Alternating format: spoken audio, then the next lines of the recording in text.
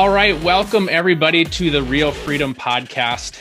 Today we've got a wonderful story here. We have Todd Dexheimer, and he's a local investor here in the Twin Cities area, and he's going to share with us his journey from being a teacher to now being in real estate investing and that journey and how it came about. So just to recap here for Todd, just the quick facts. So Todd has Venture D Properties.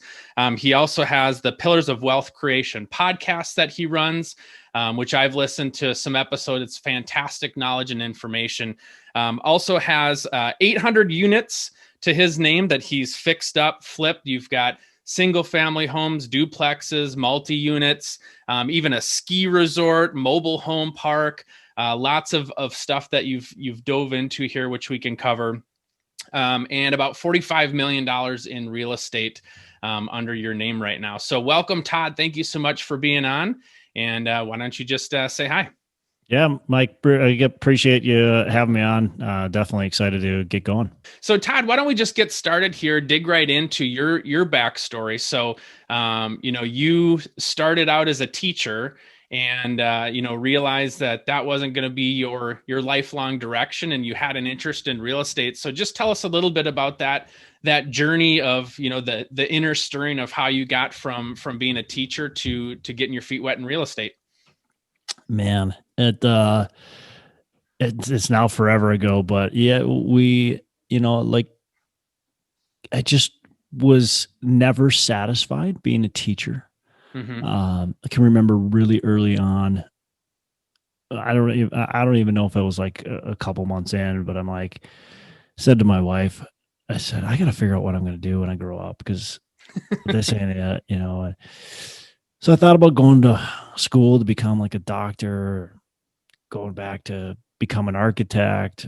I didn't really know what I wanted to do, but I started reading these books, and I shouldn't say started. I picked them back up. I had read some Rich Dad, Poor Dad and stuff like that. And so I picked some of these books back up, and I stumbled on these real estate books, and I thought, man, this is something I could see myself doing. It just makes a ton of sense. And so I really dove into the real estate. I really started picking up just everything I could read. And what spoke to me the most was rental real estate, was multifamily. It made just so much sense. I understood it. I worked construction in the summers. So I got the construction aspect of it. I got the house aspect of it. And so I dove in. It was a year and a half probably before I actually bought my first property. Just to back up for a second here, yeah. How long were you a teacher before you had kind of the inner stirrings here? Well, I was probably like a month in. I don't know. Oh, so just like right away. Here we go. I'm a teacher, and now I'm realizing this isn't it. It just, I don't know. Maybe it wasn't a month. Maybe it was 6 months. Maybe it was, but it was fairly quickly into it. And I'm like, this is just not it but it was probably so I started teaching in 2005. So it was 2007 when I really was like, okay, I got to figure something out. Like this is not going to be working for me. Yep. And I got to figure something out, or maybe this is still going to work, but I've got to make sure I've got something on the side to eventually phase out of what is. So that was where I started reading these books and really diving into real estate. And I just got obsessed with it. Like, it just became something I had to do, and the timing couldn't have been worse, and it couldn't have been better. Right. So this was 2007 when I really just had this obsession, and I had to get some real estate. In 2008, mid 2008, I was ready. I was ready to buy. So I started going and looking at these properties and going to Craigslist and looking on Craigslist and going at like anywhere I could find. I remember listening to these audio tapes. Okay. This audio tapes and played it and put it in my tape deck in my vehicle, and I drive around, and people are like, what's that? And I drive around and listen to like Carlton Sheets and all these people that were like the big names at the time. And they told me to drive for dollars and do all this stuff. And so I can still remember doing that type of stuff, but it was, 2008, I finally, mid 2008 or end of summer, I started buying my first properties, and I bought 3 of them kind of all at once. I bought a house to live in. Yep. It was a foreclosure, and we were going to fix it up. We did fix it up, and sold it a couple years later. Then I bought my first rental property. It was just a single family. Bought it for $65,000. Stuck another 15 to 20 into it, and was able to rent it for like $1,400 a month. And then did a flip, which ended up being a flop. It made a couple bucks, but I was the one that did the physical labor with. I think my wife probably helped me. My business partner, I had a business partner, he helped. But I dove in pretty hard right away because I was just obsessed. And again, this is 2008. Like I said, it was a terrible time because the market had just crashed, it's still on the way down. It was a great time because the prices were cheap already. So it was a very confusing time. But I was naive enough not to really understand what was happening. I was naive enough to just think I could do it, and I could. And I'm glad, because there was a lot of people that were running there, covering their heads. They thought real estate was crazy. So that was kind of a lot of ways you knew just as much as everybody else, because those people that were in the market were figuring out what the heck's happening. They had never seen a market like that. So in a lot of ways, you were on an even playing field with the quote unquote experts. I think I had an advantage in some aspects. Of course, a disadvantage in other aspects, but I had an advantage in some aspects because I was blind, right? I didn't really truly understand what had happened. I knew that prices had dropped, but I didn't really understand the full complexity of everything going on. And I wasn't hurt by it, right? It actually helped me because I was able to buy properties for cheaper prices. Some things hurt me, right? Because lending was just not that available. So it was much more difficult to get lending. Yep. There was just nobody in your corner. So that was definitely difficult, but at the same time, some things were really great. Contractors were desperate. They needed work. They were willing to do things for a great price. Okay. So you had those first couple, and now you're living in one. You flipped and flopped on one. Yeah. And talk to me how then that led into the next few properties. After you kind of got past that first wave, you look up and you see, okay, what do I want to do next? What does that look like for you?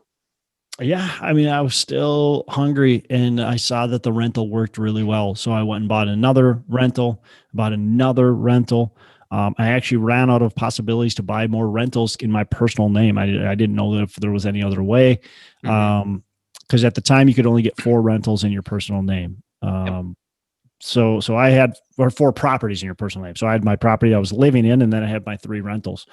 So I went and started talking to some friends, and I got one friend to partner with me, and he bought a couple rentals in his name. And eventually I ran into this kind of roadblock. And so I started flipping houses again. This is all within less than a year. Yep. And so then I started flipping houses again. I didn't want to flip because the first one was a flop. It was terrible. That was a bad experience. But through this, I kept on finding these houses. I'm like, man, I could buy this thing for $30,000. I could put 30 into it, $60,000, and it would sell for $120,000. Like, oh man. So I'm seeing all these houses, but I didn't want to flip. And then when I ran into these hurdles and I couldn't figure out how to get more properties, I thought, well, I'm just going to flip properties and be able to buy properties for cash then and keep those as rentals. And I'll take some of the profits, and eventually I'll get enough cash just to be able to own these things cash. So that's what I started doing. I bought my next first flip was, 3 properties, quite frankly, all at once. I decided to flip 3 at once. Just to back up a second. So at this time now you're all in, you're done teaching, right? No, I'm still teaching. So this is 2009. This is okay. So started in 2008, summer of 2008. By the time I started flipping again, it was probably the very beginning of summer of 2009. So, or maybe end of spring. So I was still a teacher. It was my summer break, but I was actually working construction that summer too. It was crazy. I was like working myself crazy hours. I just had my daughter. It was wild times. It was like constant working and never seeing anybody. But right. I was so obsessed and I wanted to get it done. I wanted to figure out how to make this happen. And I wanted to go full-time real estate, but I couldn't convince my wife. She liked a cushy job that only paid me $30,000 a year. Right. Yeah. The secure job of being a teacher. So yeah. So it was pretty wild times, but so 2010, so a year later, fast forward a year later. So I'll take you through so we started flipping these houses. One house ended up selling, but then the sale fell through, and I couldn't resell it unless it was to a non-FHA buyer. This was in an area where mostly FHA, because the appraisal came in really bad. Mm-hmm. So I was like, what am I going to do with this house? I got to rent it. So I'm talking to as many people as I possibly can. Nobody can give me an answer on how to get a loan. And finally, one guy says, well, reach out to this bank. I think they'll give you a loan. And I called this bank, and I remember sitting down at the bank, talking to them about the property. And they said, yeah, we'll give you money for that property. Just put it in an LLC and we'll get you a loan.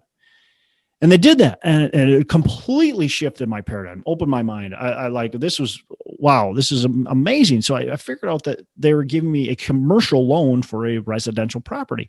Mm-hmm. So I started calling banks. I called like 100 banks, and I got a lot of like, you're crazies. No, we can't do that. You're stupid. The market's crashing and you're going to go bankrupt, blah, blah, blah. But I got some banks that were like, yeah, let's do it. This sounds great. And so I ended up getting about 5 or 6 banks that said yes, and at the same time had good rates and terms that would make sense for me. And so I started buying more rentals again. Mm-hmm. So there was just that one failed property. And that's the things people got to remember. Like, you're going to have adversity, but you got to figure out, what are you going to do with adversity? The pandemic just hit us. Like, what did you do with this pandemic that made you better than before the pandemic? Like, you've got to look at that. And so one failed opportunity. And let's not gloss over when you said you called 100 banks. Like, that's 100 banks. Right. That's a lot of work. Yeah. Right. Yeah, it was a lot of work, and it was a lot of, like I said, it was a lot of no's. I remember one banker specifically telling me I'm just, stupid, and this idea is crazy. It's gonna, I'm gonna go bankrupt, and any bank that would lend to me is gonna end up going bankrupt. She was just like, rip me a new one, and I wish I knew her contact information now and could call her up and ask her how things are going. But you just got to keep on pushing on, because there's no other way, really. There's no other way. If you want to be successful, you're going to hit bumps along the way. You're going to hit problems, and you've got to figure out how to push on beyond them. And you're just going to shift your paradigm so many times, and you have to persevere through it. Mm-hmm. Right. And so that really propelled me to the next level of being able to then buy more properties for rentals, be able to continue. I continue to do these flips. I built my rental portfolio up pretty substantially to probably about 100 units at that time. Mm-hmm. Mm-hmm. So then how did you get to, as you're figuring these things out, obviously somebody said call a bank, but how much of this is advice that you got from other people, just asking questions? Like I kind of see you as, kind of, you have your investigator hat on, right? And you're having to go out and you've got a problem, you're trying to find a solution, and you're just constantly talking to different people. And while that person may not give you the piece that you need to finish the equation, it's like they give you the next step in the process, right? Yeah. And then you have to go and you have to figure out the next step. It's, in a lot of ways, like you taught industrial tech, right? And so, it's following a large set or a large sequence of steps to figure it out. And you were just going step 1 in the manual, step 2 in the manual, step 3 in the manual. And you kept unlocking that next step through conversations with people, right? Yep. Yeah, absolutely. And, a lot of it's my stubbornness and just thinking I can do everything myself. So a lot of it, I didn't lean on people probably as much as I should have, but there was still plenty of people along the way that helped guide me. So I called this bank and I think I'm going to go with this big national player, right? Of course, they're going to lend me a ton of money. And so I say, hey, I set up this meeting with this banker, and I tell this banker my big audacious plan, and I have a business plan. I come with the business plan. I'm all ready to go, and I'm thinking he's going to be like, "This is great. You're the first one that's ever came to me with a proposition. Let me go open up the vault. We've got actually it had your name on the money, ready to go. We already knew you were the guy." Yeah. This guy goes, "Look, just forget our bank." He says, "You're not going to get money through our bank. We're too big. We have to check too many boxes." He says, "Why don't you do this? Why don't you call the small local banks? They're the ones that are going to do business with you. He said, you got a great idea. I think you're going to be successful. Call these credit unions, call local banks. And that's the way you got to do it." And so that's what prompted me to start calling all these small local banks. Otherwise, I would have called the big banks. I called them and gotten the no's and got depressed. But this guy set me up for success by telling me, like, look, we're not the bank for you. You got to call the small banks. So yeah, there was many people along the way that, hinted me or pushed me in the right direction. So yes, it wasn't just me necessarily navigating. You got to count on other people, but you also have to be careful with the advice that other people give you as well, right? You've got to trust but verify. Yeah. There's a lot of people that, and I don't think many people maliciously give you bad advice, right? There might be some, but most people don't maliciously give you bad advice. They just give you bad advice because that's the limited belief that they have in their own head. Yeah. So now you kind of unlock this new potential, finding these smaller local banks that are willing to give you loans. How do you take that next step from there? I quite frankly, I got stuck in that. It was easy. It was successful with it. And so I bought a lot of properties and I flipped a lot of properties. I got really good at flipping. I got stuck in flipping. I wanted to grow and expand. I wanted to get in these large multifamilies. And now, at this point, you're still doing in the Twin Cities area, or you've expanded into other states? Nope, all Twin Cities. But finally, I broke through that limiting belief, right? So that's the thing, is we're going to get stuck in our ways, and I did, and I got comfortable with it, and you've got to be able to get uncomfortable. I got comfortable with flipping. I got comfortable with buying these 1 to 4 family properties. I was good at it. I made money doing it. And so I just kept on doing it. But I wanted to buy these larger properties. So finally. And what was it? What's the reason for that? A scale. Scale. You can, these small properties, they're great. The profit looks fantastic. But then when you start really looking at, okay, if I want to scale this business, profit looks fantastic right now. But as I scale, I've got to really have property managers. I've got to have showing agents. I've got to have bookkeeper. I got to, I got to start adding these people to the puzzle. And all of a sudden my profit doesn't look as good. And the headache and hassle starts being pretty intimidating. And so that's what I was looking at is, okay, yeah, my margins are really good right now, but as I add more units, it's actually going to get less profitable per unit. And I just didn't like that. And the other thing is, man, I quite frankly, I still think a single family or a duplex, at least at that time, I don't know about now because I haven't analyzed those properties. They're probably still the case where that you can make more money with them on a per property basis, but you have to look at how big do you want to scale. And I wanted to scale big. I wanted to continue to do this and grow. If you're only looking for 10 units, well, then buy 10 single family houses. That's fine. But it's impossible for me, or very difficult for me, to come in and scale the size I wanted to scale with single family houses. It's just so hard to keep on buying and get these good deals and renovating them and all that kind of stuff. And everything's so spread out. So it just made sense to go large multifamily. But that limited belief was there. It was hard to shift that paradigm. I finally had a mentor of mine that, I started buying like 10, 20 unit buildings. I got my brain to accept that. Yep. And I said to him, one day I want to buy a 100-unit building. I'll work myself up to that. Hopefully in the next 3 to 5 years I'll do that. Mm-hmm. He's like, well, why not do it now? And I'm like, well, I don't know. I got to scale up. And she's like, why?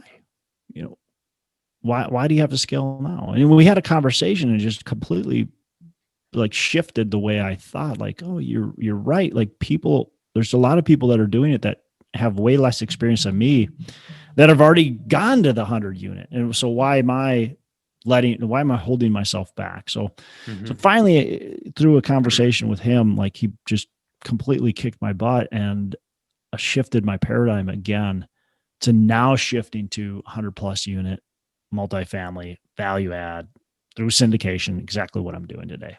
Mm-hmm. Now I'm curious, how does that conversation go with your wife? Does she, I mean, obviously now you're at the point where you're not updating her on every single purchase you're making and how that's all working. But, she also is your partner in crime here. So, she at least needs to be aware of what you're doing. So how, what does she think about, okay, let's go buy this 100-unit property? My wife's awesome. Mm-hmm. She's super supportive. Yeah, she's in my corner. So yeah, did she have questions? She has questions, but when I can explain to her the reasoning why and the risk factor, I think the biggest thing that is always in her mind is, what's the risk factor? Like, are we going to lose everything if we go this route? Mm-hmm. And so when I can explain to her the risk factors and, understanding where we're going in the vision, she jumps on board. Like I said, she's the best. So, probably not every wife's like her, but I think the most important thing is you've got to be able to have that plan. Do you have a vision and do you have a plan in place? And if you have a vision and a plan in place, I think your wife's a lot easier to jump on board than if you don't. When I wanted to quit my job, I couldn't convince my wife to quit my job. We went to church. And the pastor talked to us about, basically risk taking and doing things. I can't remember the exact message, but we both got out of church and just the way the pastor talked allowed her to think in a different way. And she said, well, just show me the numbers. Right. And so I'm like, oh yeah. Why didn't I think of that? Why did the pastor have to tell me to do that or tell her to have me do that? Right. I should have shown her before. I should have shown her the numbers. I should have showed her the plan. If I would have done that, she would have been okay with it. Now I'm happy, we went to church that day and I'm happy the pastor talked about what he talked about. But it's just about laying out the plan, laying out what's going on, laying out the numbers. And so you can make sense because we all think like everybody understands the way we think. I think that's a big thing that everybody struggles with. For some reason, we think people know our vision. For some reason, we think that people know what's on our mind because we've told them. Well, did we really tell them or did we just kind of tell them? Like we know it very complex. We can't expect everybody to know it the way we do. So. And the thing that I always have to remind myself too is, we think when I tell somebody something one time, like now I've told them. I've told them, right? And then you think about yourself, like how many times do you have to personally hear something before it starts to register? So, we tell, the real estate team that I work on, we're probably going to say the same thing 10 different ways, 10 different times. And it's just finding a way for it to finally sink in. And the other thing that I love that you're talking about is, thinking bigger and the value of your mindset. The deeper that I get into real estate, it feels like, it's more and more mindset the further that you go. It's like it felt like when I first started like 50-50 and then it's like 60-40 mindset. Now it's 70% mindset. Now it's 80% mindset. It's just, it's that over and over again. And when you were talking about like the 100-unit thing, it's just getting over the fact that you're thinking like, 100%. Am I worthy of 100 being an owner of a 100-unit thing? And then it's kind of it's a risk factor. Can I physically take the risk to own a 100-unit building? And then once you break through that barrier, now it just sets up for the next site and you just keep going and you keep going. It's funny because now I don't think anything of it. Now 100 unit, 200 unit, 300 unit. It's not intimidating at all. Like I don't even think of anything of it. It's funny how quickly your mind can shift. But if you would have told me 5 years ago that you're going to have 100, I'd have been excited, but I probably wouldn't have really believed you. Mm-hmm. You know, so yeah, it's just that you've got your brain is, like you said, it's 80%. I mean, it's 80% mindset. Your brain doesn't allow you to believe things. You've got part of that too is being around the right people, listening to the right podcast, listen to podcasts like this where you've got guests on that are doing things, and so you start hearing that, and you start going, wow, it's possible, right? You've got to be around the vocabulary. You got to be around the people. You got to be hearing it over and over. Like you say, you got to hear it like 10 times before you understand it. That's just how it is. And so if you want to do something, you've got to figure out how to get in the corridor. You've got to figure out how to hear from people that are doing it. Surround yourself with those people. That's the beautiful thing, quite frankly, about podcasts, about books, is you are surrounding yourself with people that are doing it. When you're reading books and you're listening to podcasts, you're surrounding yourself with the right people. Mm-hmm. Yeah. Well, and it's funny because you had mentioned when you first started out, you were reading books, and that's how I got started with my first rental property that we fixed up. And I said, I went to the library and I found books about investments and rental properties. The thing is I didn't even know if it was a good book, right? Like, you don't know anything. And so you have to read one or two books. And then you had said, to kind of analyze and verify, and you're kind of looking at like, okay, are there similar themes coming out here? Is there a similar message that's coming through? But that's really just how you get started, is you just have to jump in and you figure it out as you go. And, there's probably not a lot of people out there that start with 100 unit building. Some do, some just jump right in or take that risk. And some have to work up to that, but you're continually just getting better every day, expanding your thinking, having new people pour into you, and it continues to grow. And then now, like you said, you're just, hey, it's just how many units, so walk through the logistics of this. So, talk about that first big complex that you bought, putting, the people in place to rent that stuff out. Is a lot of that stuff already taken care of by whoever owned that previously, or do you have to bring in new people to manage that, or how do you walk through that? Because it's the numbers game on the purchase, but then it's the logistics game of implementing that and turning so it's profitable for you. So what are the things that you look at to take a building, that somebody else has owned, to now what are you going to do to make it better and more profitable for yourself? Yeah. So first of all, the type of buildings I buy, typically we're replacing management, and we're typically replacing on-site staff. And that doesn't always have to happen. If you're buying I'm selling one of the buildings that I own right now. They're going to keep my on-site staff, and they're going to keep the property management company because we're doing great. Like, why would you replace them? We're showing improvement every single month. So things are going really well. So if you're buying a building where positive things are happening, where the attitude's good, where and you maybe want to keep some or maybe all of the staff. Now, if you're buying a distressed property or a property that, definitely needs some major change, especially if you've got a tenant-based change that's going to be happening, likely you're going to be replacing your staff and property management company to a staff and property management company that can handle what you're trying to achieve. So oftentimes that's what we're doing. We're coming in with new property management, we're coming in with new staffing, and we're going to change the look and the feel of the property itself. So really there's a lot of diligence in who is the right fit for our property, and making sure that the pieces can mesh together pretty well. We've got a business plan. Every time we buy a property, we got a specific business plan of exactly what we're doing. We want to make sure the team members that are in place can actually follow through with that business plan. That's vitally important. I think people spend way too little time on understanding the intricacies of the asset management, of the intricacies of really truly being successful after you execute on the property, right? Close. We all worry about closing and buying a 200 unit building or a 10 unit building. Well, we don't talk about the actual operation of that 200 unit building or 10 unit building.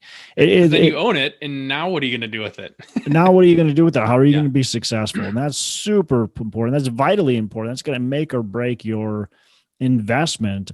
And quite frankly, the good companies can take a marginal purchase, can purchase a property at a not that great of a price, have a marginal property and turn it into a great investment, where the companies that are poor at asset management can purchase for a great price and still have a poor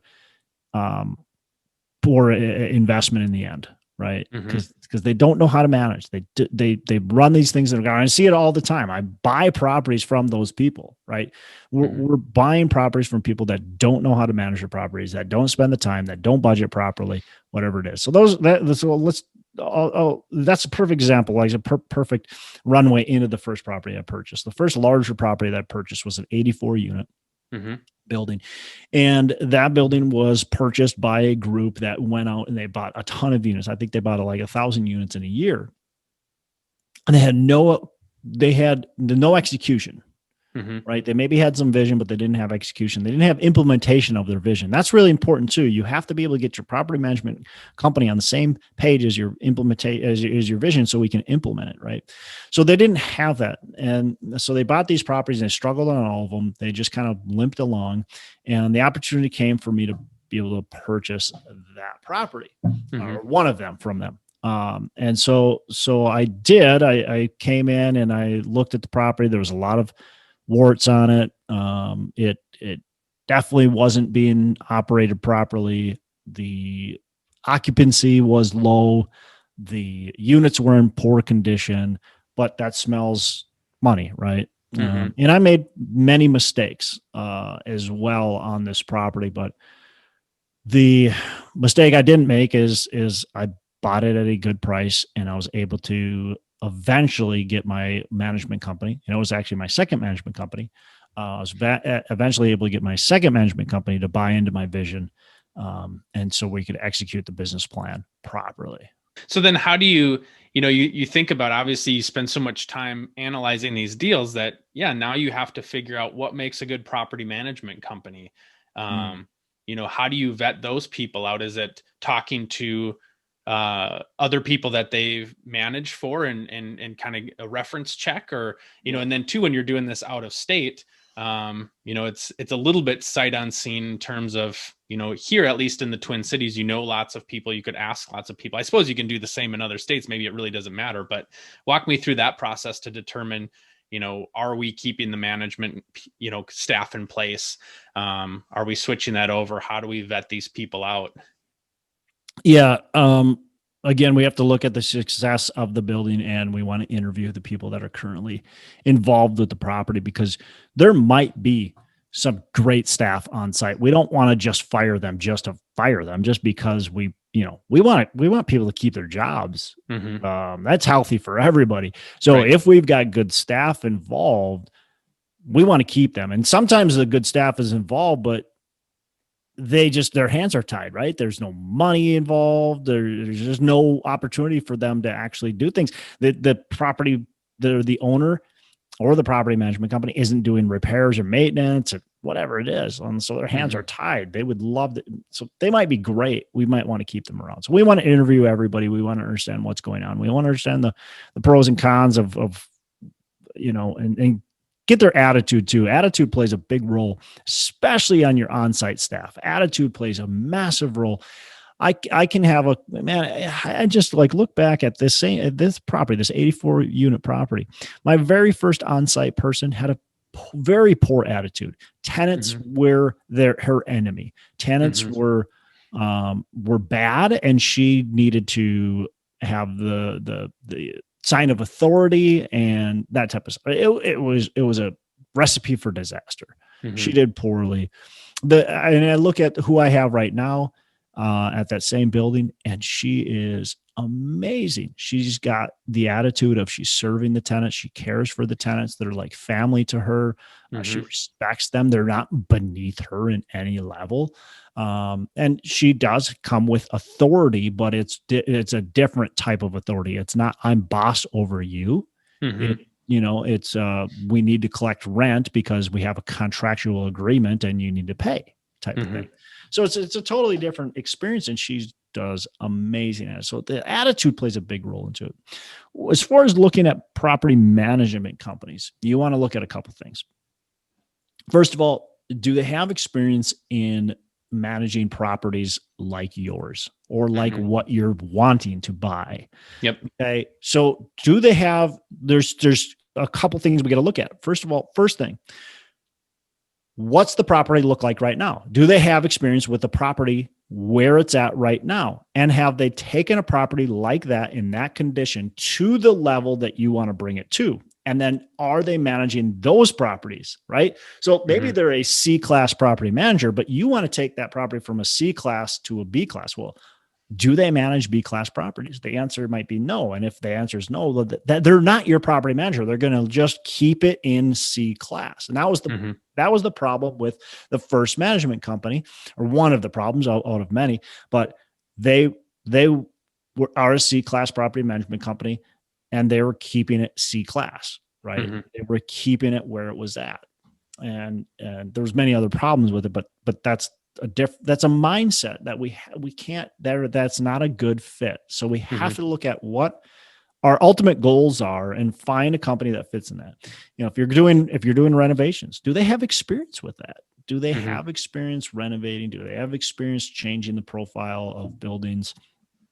So getting to understand, can they execute on your vision, and have they done it before? Referrals are huge. Like you already said, I mean, that's probably the most important thing is referrals. I want to hear from other property owners that have used them, that have had success with them. I also look at reviews. What are other tenants saying about the properties that they manage? If every property that they manage has bad reviews, horrible reviews, we know there's probably something wrong. Now, if there's one or two, that's different. But if most of them have good reviews, I also like to secret shop some of their properties. So I pretend like I'm a tenant interested in their property, and we just go and secret shop them. I want to see what's going on. I want to see how their staff treats me. I want to see how their properties look. Are they clean and orderly, right? If I go in and there's trash everywhere and it just doesn't, nobody cares about the property, that's a red flag. So those are some things you can do to really understand. You mentioned in state, out of state. I don't think there's much of a difference. Sure, is it a little more efficient to be in state? Probably, yeah, for sure, because you don't have to jump in a plane. But there's also negatives too. I think there's some benefits of being out of state. I have to delegate. I can't get stuck in the details. Right. Being out of state, otherwise I'm not successful. Okay, so then tell us a little bit more. I mean, we walked through a lot of those early details and got into where you're at today. What do you look for in the future? Where do you see this growing for you? Yeah, I mean, look, it's my goal is to continue to grow the company. My goal is to make a positive impact. So what I'm looking at is what can I do? How can I grow this company to be a positive impact upon anybody who I'm serving, my residents, my investors, my property managers, everybody that I'm serving. So, and also give back to the community that, I live in and my properties are in too. So, the goal is to continue to grow the business. The goal is to continue to do it in a way that I'm serving the people that I mentioned. I'm very investor focused. So we're looking, it's not about growing at a particular rate necessarily. Now, would I like to add 600 units this year? Absolutely. But it's got to be the right 600 units, right? It's got to be the right properties. It's got to match my investor profile. Everything's got to work in unison with each other. It's got to be helping the people that I want to help. So it's really about serving those who I serve in a proper way, and growing expanding, but doing it methodically.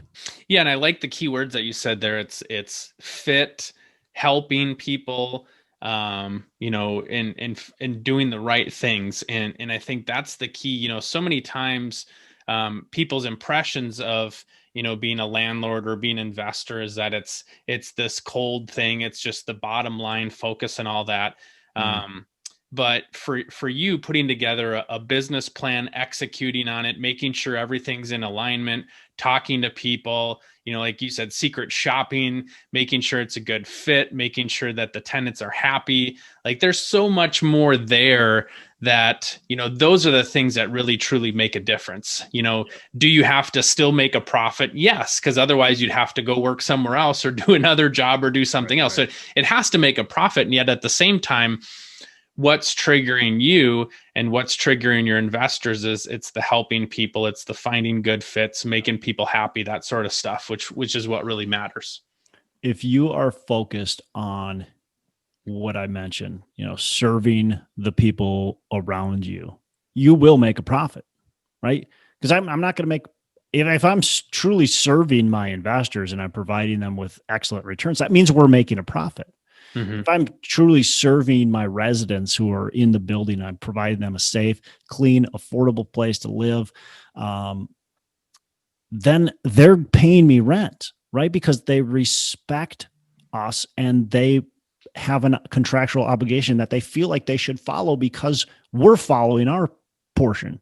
The large majority of people in this country are good people and they're going to pay their rent.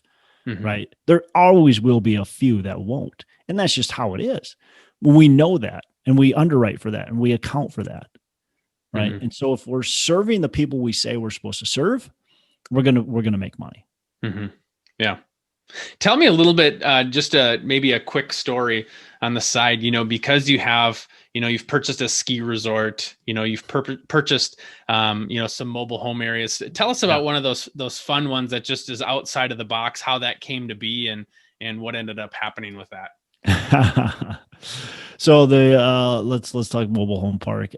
So my brother calls me up and says, "Hey, I got this mobile home park. It's a real estate opportunity. You want to be a part of it?" And I'm like, kind of didn't take him that serious because he's not really a real estate investor. He's done a little bit of it, but he's not a real estate investor. And he's based in South Carolina. He lives in South Carolina and it's down there. And I'm like, whatever.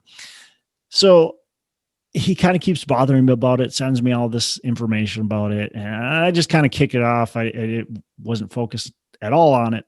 And for some reason, I think it was because of his persistence. I dug into it and I'm like, oh my gosh, this looks like it could be a great deal.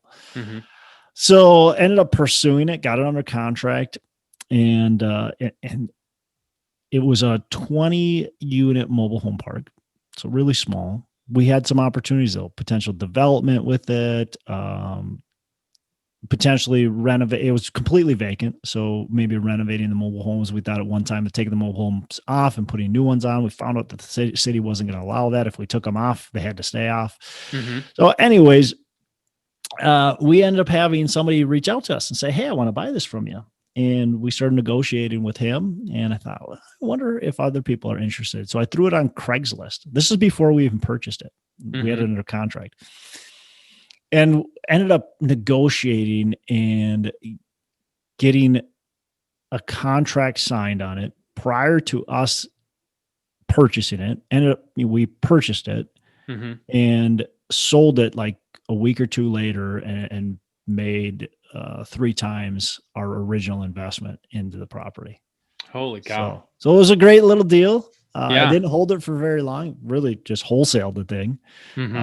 But yeah, I went to the property one time and, when I went and closed and then 2 weeks later, they had it sold for 3 times what we bought it for.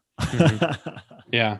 So that's funny how that comes up and it's from a relative too, that, that stuff can happen. Yeah. Yeah.